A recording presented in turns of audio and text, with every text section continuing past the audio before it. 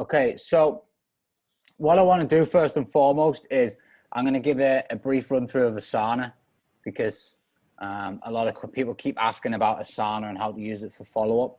So I'm going to show you now on my screen how we do that. So when you're in Asana, so many people have got, can you just mute yourselves if you're not speaking? Just keep yourselves muted. In Asana, Asana's for tasks, right? And to keep yourself organized with tasks. It's not really for anything else. And I did get this wrong at the beginning. I used to use it as like a flow sequence, and it kind of works, but there's better softwares out there. So for me, Asana is, it's a task management tool. And if you use it properly, it's great. So what you have is like, you can build projects out and then you create tasks within the projects. But I'm just going to build out. So if we go here, a blank project, and then hunting board example, you can have it arranged in either a list view, a board view, a timeline view, or a calendar view. I like the list view, especially for this. And then, so a board view puts it along like that. And then the cards would come down. Timeline view puts it like that. And the calendar view obviously puts it in the dates. So I just have it in a list view. And so we'll go with that. So what you can do is obviously change the colors of the icons and all that clever, non-important stuff. But what we really want to do is you have three. So this is for managing your pipeline. So you have three sections, which is identified for viewing,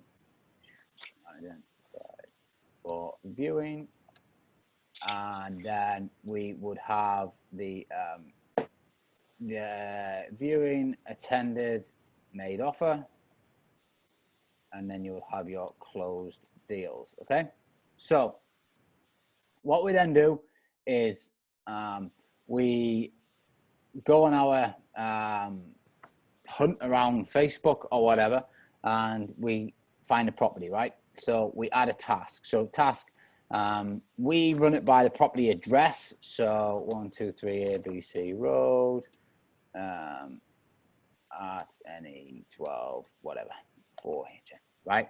And we keep it by the address. And then what you would do is you'd have your assignee. So whoever's in your team, whoever's looking after that. So I'll just put myself for this. And then you have your, what you would do is you click this details and go into the actual like T card of the task here. And then what you can do is in the description, you would put the property link, the estate agent name, the contact, email, and the phone number. Okay, so getting organized at the beginning makes life so much easier as you go through all of this. You can add subtasks if you want, but I don't. So what you might do in the comments here is go emailed for viewing, hit comment, and then that time and date stamps. What's this doing here? That time and date stamps that when you've done that, okay? And then what you want to do is make sure that this due date box here is never blank. This is the key to Asana. Never have this blank, because if it's not, it just disappears, okay? If you've always got a due date, it will always drop into my tasks, and you live in my tasks. So you just open my tasks on a daily basis, and then you have all your tasks in order of when they need doing. So I'm just gonna, someone keeps 2 seconds.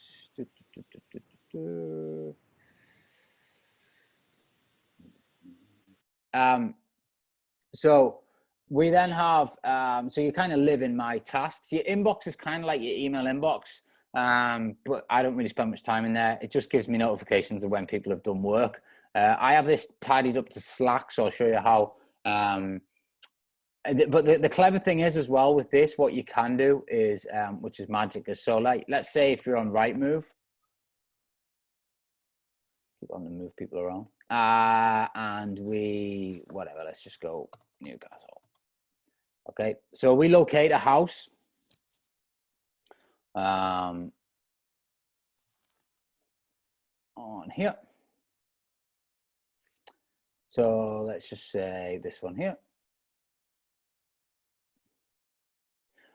When you get, you know, this stuff up here, all these like tasks and stuff is like just time efficiency stuff. You know, when you're getting really organized, you want to be like one click away from everything. So Asana has a Chrome extension. So what you can do is you can hit this Asana button here and then hit this link button here, and it'll put that link and here into your Asana project. Click project, we go hunting board, example, and then if you wait a couple of seconds, it normally gives me, what does this? No, we've got to create the task first. So create the task, and then we go back into Asana, and we've got this property here. I would, just because I'm anal and I like to keep everything properly organized, I would rename this. So, you know, whatever, Reed Park Road, Newcastle, and then the postcode. Details, we've got the Rightmove property link. So we're always going to need that. I would then jump in here and we would go Bailey and Co.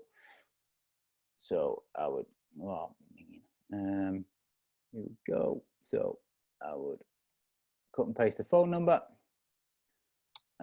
Bailey and Co. And I would also, if there's an email address, I would try and grab that as well. If there's not, don't worry too much about it. And then just update it when you get it.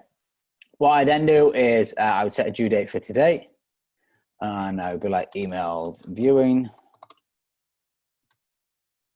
Email for viewing. And then we go comment. Okay. So I'll then move this down here. So you can drag these little icons here and I'd put it into the identified for viewing.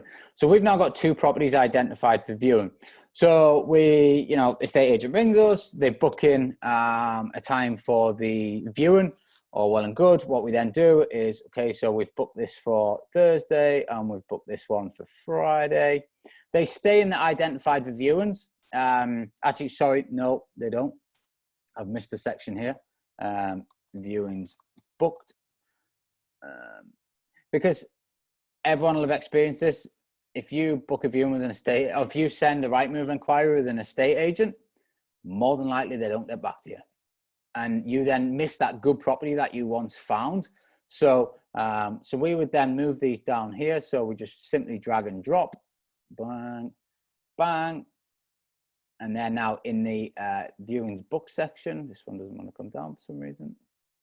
There we go. So we're now in the viewings book section. So we go on the viewings on Thursday and Friday. It's next week. If the date passes, these columns go red and they sit in your to do my tasks box here is overdue.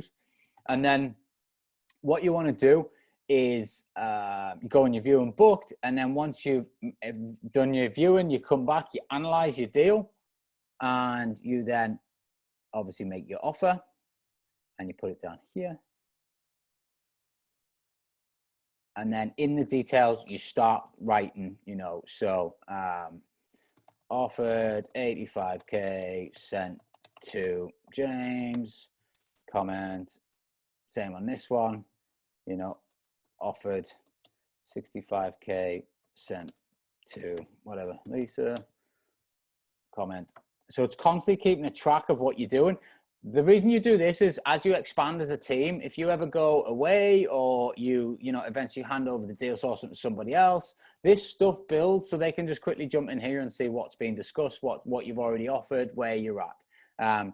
So you might go, okay, so you made that, blah, blah, blah. Phone rings later that day, offer rejected, right? Okay, so, you know, offer rejected, buyer wants 100K, whatever it might be, right? You could put if you counter offer or whatever the situation might be. Just try and keep it detailed. And then what you do is you change this date. So it stays in this view attended made offer. It doesn't matter that they've declined the offer. I'm not interested. It doesn't bother me. What I do is I go, right, we're on, let's just assume it was Thursday. All right. I set it for Thursday, a week today. Same for Friday. I'll set it for a week today. I then just go about my normal day. I go about my normal week. And then on Friday, I'll tick it, or Thursday, I'll hit in my tasks. And this task here will pop up as a task to do today. All I do is I click details. I'll use the other one because it's got the information in. I'll click details. I will click on the link and I'll be like, okay, still for sale, doesn't say subject to contract, hasn't had a reduction. Obviously I've got my property log thing on here, so that works. So I just then simply go, I'd have the email in here now of the estate agent, or I'd just pick the phone up, but more than likely I'd send them an email. I'd just be like, hey, I've just checked out and can see that the property still hasn't sold, that made an offer on last week, just letting you know I'm still here. And we do this the same for rental stuff as well, you know? So we do the same for rental stuff. So whatever link you find the property on, Marketplace, Gumtree, Open Rent, Rightmove, Zoopla, whatever it is, make sure you copy it in, because that's the quickest way to see if it's still on the market. Obviously, every time you check in and it's on the market, then you're going to get a more motivated seller as time goes on. So I'll probably get an email back saying, not interested, the buyer wants 100K. Okay, no problem at all. So I just go 21st of January as my next due task. And then on the 21st of January, it drops into my diary and I just send them another email. Might change it up slightly, but I check the link. Even if I check the link and it says sold subject to contract, I will still email and be like, hi, I see that you've sold the property. I'd love to know what it went for, just so I know how much I was away. Sometimes they'll tell you, sometimes they won't. Again, we're just trying to build a relationship here. It still stays in view and attended made offer, and I still set a task for next week. I will check in for at least the next 12 to 14 weeks until I see that property has removed the listing. Because if you continue to check in, when that property falls through, remember 1 in 3 properties fall through, then guess who they're going to ring, or guess who they're going to email back? Because you've been in their inbox every single week. They know your name. They know what you're interested in. So obviously once we win the deal, we move it down to closed deals, and that just is done and dusted. We then move it into an operational board, which we've got here in our various different teams. And, you know, each team member has a board. We've got all these operational boards, new property setup documents, weekly meetings, SOPs, all that sort of stuff. So you can do a lot in here, but for the hunting board, you just want to run it like this, and it just keeps you so organized. It means you never miss a property that you've identified and an estate agent doesn't ring you back on. It means you always get the properties booked that you've identified for viewings. It means that you always attend an offer and attend a viewing and make an offer, and you continue to follow up like an absolute animal, which is what gets the deals en masse over a sustained period of time. So that is how I use Asana to, use for follow-up for prospecting, and that's how you can use Asana yourselves. So what I'll do now is I will open the floor for questions on that. And if anybody needs any clarification on anything, then I'm more than happy to go over that. Just take yourselves off mute. How many have we got on here? Just so it doesn't get too noisy. Yeah, cool. Just ping yourself off mute and ask questions if you've got one. Yeah, so how easy is it to use on mobile? Yeah, dead easy. Yeah, the app's great. Yeah. It's exactly the same. Yeah. Okay, nice. And then, so you're very persistent, as in 14, 15. Still do that for rent to rent, or is that just sales? Oh no, I do it for everything. I'd do it every day if I could. Okay. There's a difference between being a nuisance and good follow-up. Okay. And the difference is a nuisance is like constantly pushing your agenda without like, say for example, I don't know, like what's you buy, I don't know where, I don't know. You go to see a car, right? And then the car salesman rings you every other day saying, you made a decision yet? You made a decision yet? You made a decision yet? So eventually you get like, and you're like, well, I know he's going to ask me if I've made a decision yet, and I haven't, or I don't want to speak to him, so I'm just going to ignore the call. And that's when your follow-up drifts off and you stop getting interest. You have to be creative in what you do. So week one is always just like, hey, I've noticed it's still available. I'm still here with my offer if you want to have a conversation about it. You know, week two is, you know, hey, I've still noticed the property's for sale. Have you had many viewings? You know, just want to, you know, gauge the market. Week three, you might go, I can see it's still for sale. I might look to come out on a second view and just see if I can firm the costs up a bit and give a bit more money to the vendor. Do you think they might have a bit of wiggle room? So you're like just constantly changing the message. Week four might be, hey, I'm just seeing if you've got any other properties on your books that was similar to this one, but I have noticed this one's still for sale. Have you had much movement on it? You know, do you know if the vendor's going to be flexible soon? Obviously, a month down the line now since I made my offer. So you're kind of using just a different angle to go in, but then mentioning it. So it's always like just changing your message. So you're not like just like boring, okay, well, I know what this email from Matt's going to be, you know, can I buy the property? You know, it's like always just trying to be that tiny bit different and come from a different angle each time. You could even do daft things like just like, hey, because you'll build a relationship with the same person. So you might just be like, hey, I was actually on whatever street it was yesterday, and I passed that house that we viewed. I noticed it's still for sale. I had a quick check online. What's going on with it? You know, so you're just constantly just like coming up with these like little creative ways to contact somebody. And that's not being a nuisance. They don't find that as being like annoying because you genuinely, or you're coming up with a genuine reason to be able to reach out to them. Every now and then I'll pick the phone up as well. I don't just send emails all the time, and I'll try and have a bit of a conversation with them. So, but the more attention you get, I guarantee you, and this has happened to us time and time again, the minute that sale falls through, your phone rings and it's like, hey, it's so-and-so from Bailey & Co. Do you know that property you're interested in? So falling through, vendor's going to take 10 grand off the price. You interested? Yeah, let's get the deal done. Here's me money. So, but so many people give up after like, well, they probably don't even do 2 follow-ups. They just move on and go and find some more properties, and you know, they're back on the prospecting wheel and ringing agents and out doing loads of viewings, which is great. But if we're building a pipeline of stuff up, why just give up on it within like the first week or 2? Keep it in your pipeline until it's taken off sale. Now the rental stuff moves a bit quicker, but the sales stuff, you could have stuff in your pipeline for like 6, 7, 9 months, you know, and you're just constantly checking in.